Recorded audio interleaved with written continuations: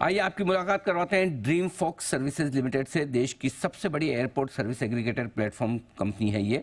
Airports में आप जो भी लाउंजेस में जाते हैं तो वहाँ पर आप क्रेडिट और डेबिट कार्ड के जरिए जो एक्सेस करते हैं लाउंजेस को, उसकी सर्विसेज देने का काम करती है कंपनी। 95% मार्केट शेयर है कंपनी के पास और देश में लाउंज एक्सेस वॉल्यूम में करीब 68% हिस्सेदारी ड्रीम फॉक्स के पास है। आइए आपकी मुलाकात करवाता हूँ कंपनी की चेयरपर्सन और मैनेजिंग डायरेक्टर लिब्रता कल्लत जी हमारे साथ कार्यक्रम में शामिल हो रही हैं। 2014 से आप कंपनी के साथ है और कंपनी की स्ट्रेटजी और मैनेजमेंट की जिम्मेदारी है। होटल्स और एफएमसीजी बिजनेसेस में दिग्गज कंपनियों के साथ कामकाज करने का लिब्रता जी का बड़ा गहरा अनुभव रहा है। कल आए थे नतीजे बाजार के दौरान, मैं आपके सामने एक बार नतीजे फिर से रख दूं। आय में जबरदस्त उछाल दिखाया 65% का साल दर साल।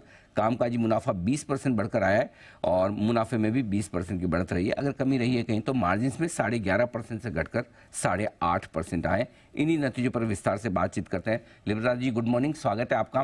बहुत बहुत धन्यवाद जी बिजनेस को समय देने के लिए। रेवेन्यू और प्रॉफिट दोनों ही फ्रंट पर साल दर साल आपकी परफॉर्मेंस काफ़ी मजबूत रही है। बताइए इन दोनों परफॉर्मेंस के पीछे क्या खास ट्रिगर्स और कारण रहे हैं, ये जरा समझाएं।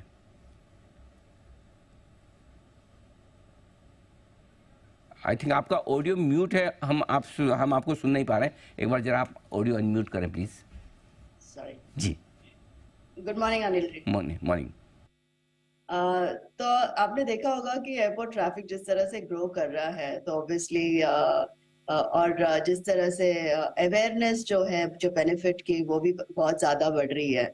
तो इसकी वजह से आई वुड से कि बहुत सारे क्लाइंट्स भी इस बेनिफिट को यूज कर रहे हैं। और not only that, in terms of inventory और लाउंजेस की तरफ से भी अगर देखा जाए, बहुत ज्यादा प्राइवेटाइजेशन हो रहे हैं एयरपोर्ट्स के और जिस तरह से लाउंजेस बढ़ रहे हैं, तो ये सारे फैक्टर्स हैं जो बिजनेस को हेल्प कर रही है। लेकिन ऑपरेशनल फ्रंट पर मार्जिन आपके घटकर आए, लगभग 3% कम हुए, उसकी क्या वजह है? एक्चुअली हमने लास्ट टाइम भी बताया था कि जिस तरह से प्राइसिंग एयरपोर्ट की तरफ से बढ़ रही है, तो प्राइवेटाइजेशन जो हो रहा है तो सारे एयरपोर्ट्स ने एक आई वुड से कॉमन प्राइसिंग की तरह से एक पैटर्न रखने की कोशिश की है। तो उसकी वजह से एक सडन सा एक इंक्रीज हुआ था लास्ट क्वार्टर में, जिसकी वजह से मार्जिन्स में थोड़ा सी इशू आ गए। तो क्या आगे चलते हुए क्या रीजनेबल लेवल्स हैं जहां आप मार्जिन मेंटेन कर पाएंगी?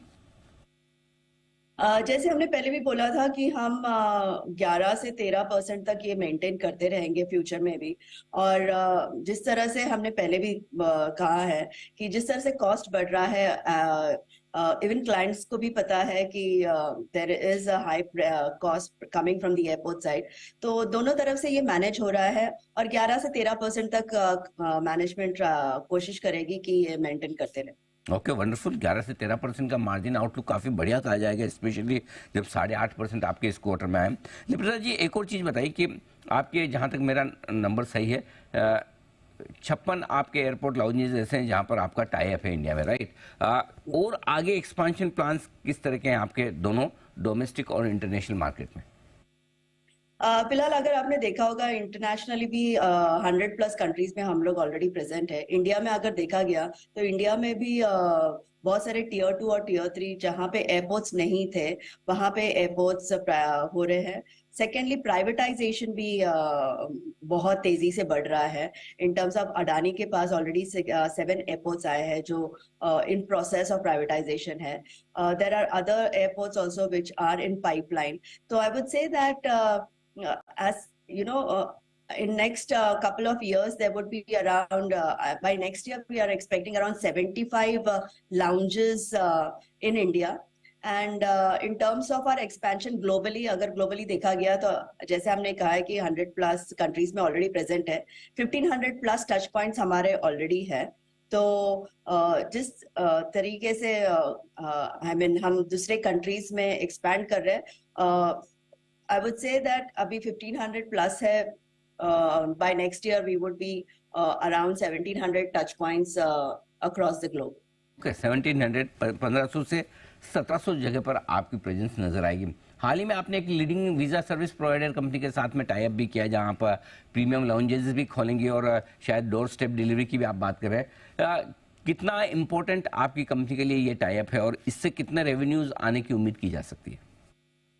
अनिल जी, अगर आपने देखा होगा कि लाउंज के अलावा हमने दूसरे सर्विसेज भी ऐड किए हैं हमारे पोर्टफोलियो में, जैसे मीट एंड असिस्ट है, एयरपोर्ट ट्रांसफर्स, स्पास आती है, एयरपोर्ट्स है, एफएनबी है, ट्रांसिट होटल्स। उसी तरीके से एक एडिशनल सर्विस हमने ऐड की है, वीजा एट डोर स्टेप। और इसके अलावा उनके साथ हमारा दूसरा टाइप है कि इसी सेंटर्स में जो लाउंजेस है वहां पे भी हमारे कस्टमर्स को एक्सेस मिल सकता है।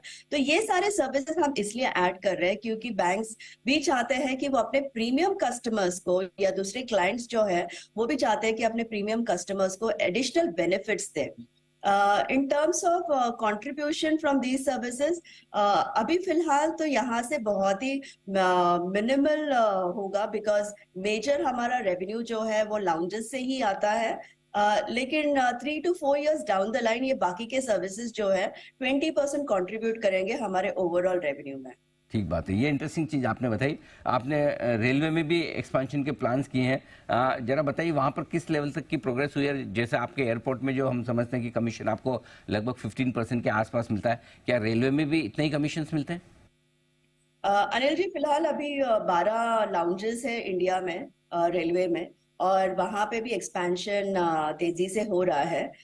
इन टर्म्स ऑफ मार्जिन्स, हाँ, हम मेंटेन कर रहे हैं कि जिस तरह से हमने ओवरऑल हमारे मार्जिन्स मेंटेन किए हैं उसी तरीके से हमारे रेलवे लाउंज बिजनेस में भी मार्जिन्स होंगे।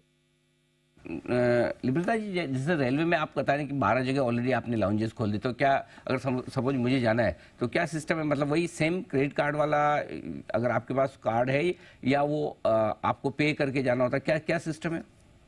प्रोसेस सेम है। जिस तरह से एयरपोर्ट लाउंज एक्सेस है उसी तरीके से कुछ बैंक्स ने और नेटवर्क प्रोवाइडर ने अपने कस्टमर्स को ये बेनिफिट देना शुरू कर दिया है। तो अगर आपके पास वो वैलिड कार्ड है जिससे रेलवे लाउंज एक्सेस या बेनिफिट है आपके कार्ड पे, तो आप उसी कार्ड से जिस तरह से एयरपोर्ट लाउंज एक्सेस करते हैं उसी तरीके से आप लाउंज भी रेलवे पे भी एक्सेस करेंगे। Okay, perfect. तो ये आपके लिए नए कुछ और अलग अलग एवेन्यूज़ है जहाँ पर बिजनेस एक्सपांशन करने की तैयारी कंपनी की तरफ से। लिब्रता जी, बहुत बहुत धन्यवाद आपका समय देने के लिए और नतीजों पर विस्तार से बातचीत करने के लिए। उम्मीद करते हैं अगले 6 महीने भी इसी तरह से आपके इस फाइनेंशियल ईयर के मजबूत और दमदार साबित हो। Thank you so much. Thank you.